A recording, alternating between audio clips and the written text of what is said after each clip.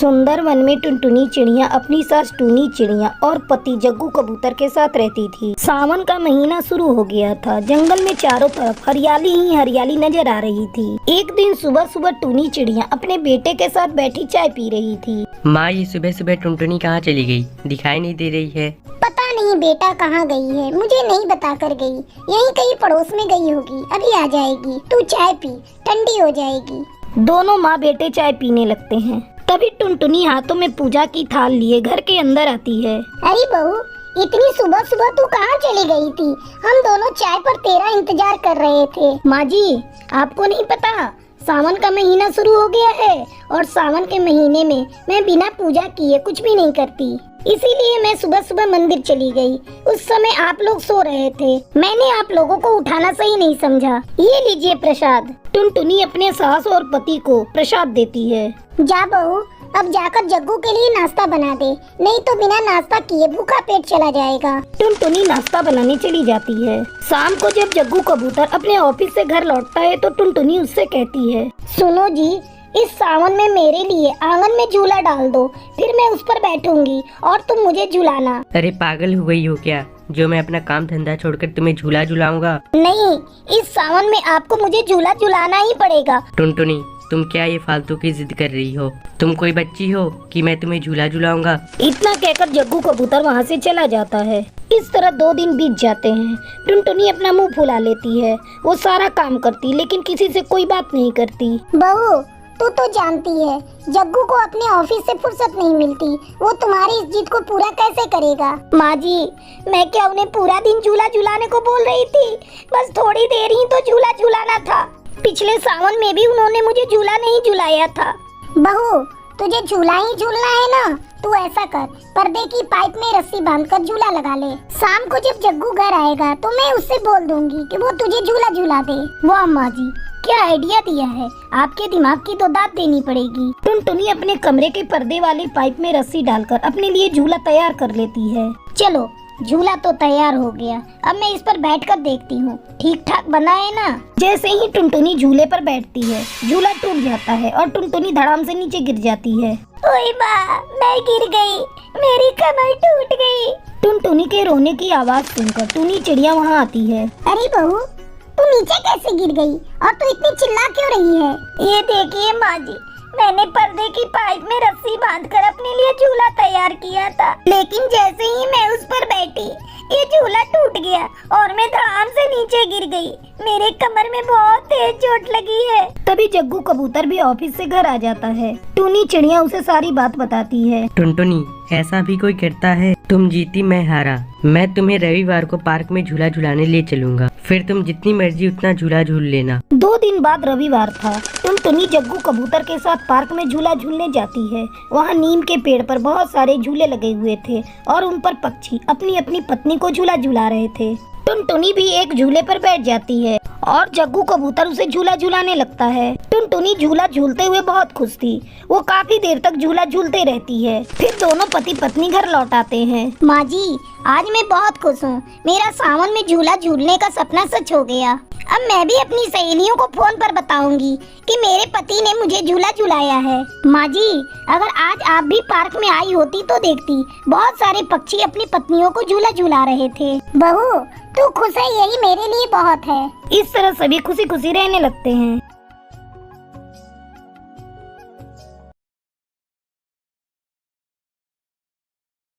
Champak one में टुनटुनी चिड़िया अपने पति और अपनी सास के साथ रहती थी। टुनटुनी चिड़िया अपने पति चिंटू कौवा के साथ मिलकर छोटे से जमीन पर सब्जी उगाया करती थी और फिर चिंटू कौवा उसे लेकर बाजार जाता और बेचता था। एक दिन टुनटुनी चिड़िया अपनी सास के साथ सब्जियों को तोड़ने के लिए गई थी। अरे वाह बहू, इस बार तो सब्जी की फसल बहुत अच्छी हुई है। हाँ माँ जी, मैंने और चिंटू जी ने बहुत मेहनत की है, तब जाकर ऐसी फसल हुई है। इस बार सब्जी बेचकर हमारे सारे कर्ज उतर जाएंगे। चल चल टुनटुनी, जल्दी जल्दी इन सब्जियों को तोड़ लेते हैं।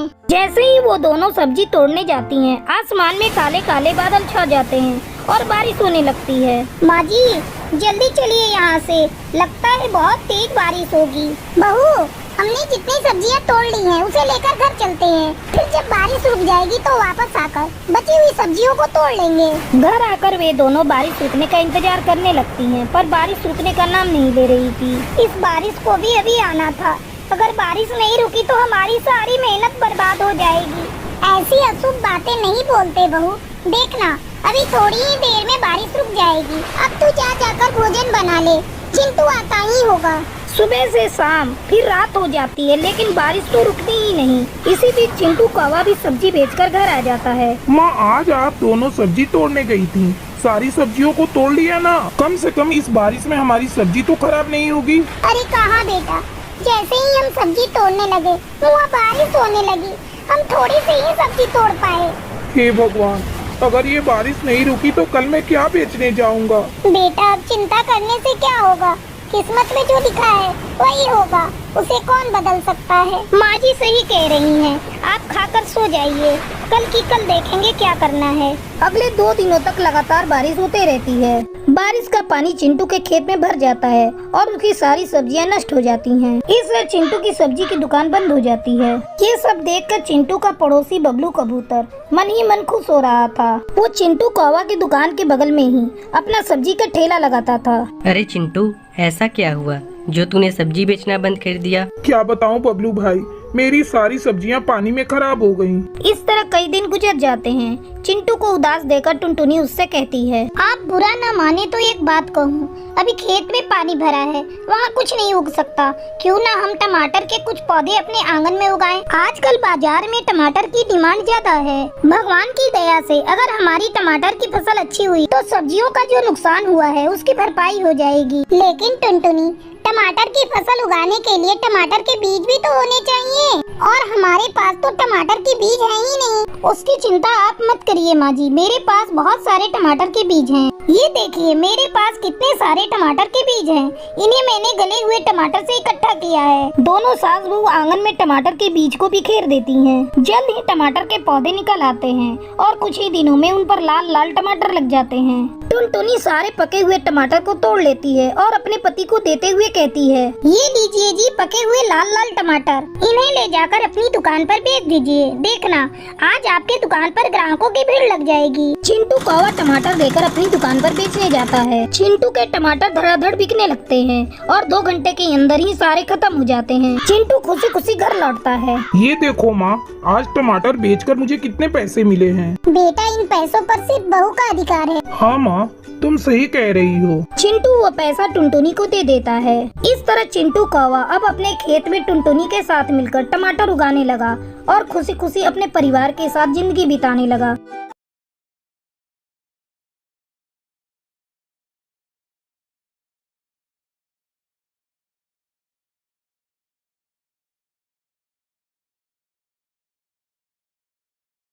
सुंदर वन में एक दिन चमेली कौवी रानो तोती से बात कर रही थी। तभी उन्हें बर्तन वाली की आवाज सुनाई देती है। बर्तन ले लो बर्तन, स्टील के चमचमाते बर्तन। ओ बर्तन वाली, जरा इधर तो आना। अभी आती हूँ मेम साहब। हाँ मेम साहब, बोलो क्या दे दूँ? मेरे पास छोटे बड़े सभी प्रकार के बर्तन हैं। अच्छा, तो तू मुझे ग्लास का एक सेट दिखा। ये देखो मेम साहब, चमचमाते गिलास के सेट, इसमें 6 पीस हैं। ये मजबूत तो है ना? कैसी बात करती हो मेम साहब, मेरे सारे बर्तन मजबूत हैं। अगर एक बर्तन कमजोर निकाल दो तो मैं आज से बर्तन बेचना छोड़ दूंगी। तू बोलती बहुत है। अरे ओ बर्तन वाली, तेरे पास छोटी कटोरियां हैं तो मुझे भी दिखा, मुझे भी कटोरियां लेनी है। ये लो चाची चमचमाती स्टील की कटोरियाँ, चाहो तो इसमें अपना चेहरा भी देख लो। चमेली कौवी और रानो तोती अपनी अपनी पसंद की बर्तनें खरीदती हैं। बर्तन वाली पैसे लेकर वहाँ से जाने लगती है। उसी समय चमेली कौवी का बेटा चूचू कबूतर सामने से आ रहा था। अचानक वो बर्तन वाली से टकरा जाता है, जिससे बर्तन सारा नीचे गिर जाता है। अरे ओ बर्तन वाली, अंधी है क्या? देख कर नहीं चल सकती? अच्छा जी, उल्टा चोर कोतवाल को डांटे, देखकर तुम नहीं चलते और मुझे अंधी बोल रहे हो। मेरे सर पर तो भारी बर्तन का टोकरा था, वो तुम्हें दिखाई नहीं दिया? मुझे तो लगता है तुमने जानबूझकर मेरा बर्तन गिराया है। ज्यादा उल्टा सीधा मत बोल, अपने बर्तन उठा और यहाँ से चलती बन। अरे ओ हीरो, मुझसे ज्यादा हीरोगिरी मत करो।